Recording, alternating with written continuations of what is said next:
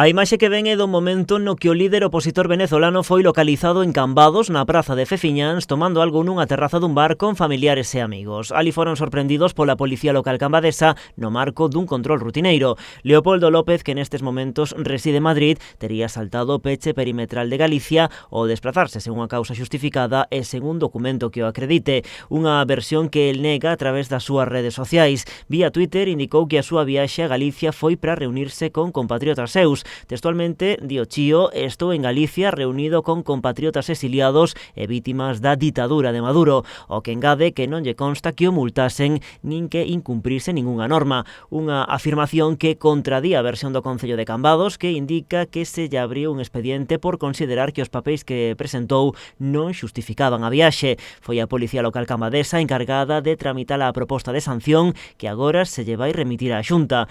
O líder opositor venezolano estaba acompañado na súa visita a Cambados de Jesús Silva Fernández, o ex-embaixador de España en Venezuela, quen posúe un dos chalés da urbanización de Raeiros, no Grove, sobre a que pesa unha orde de demolición.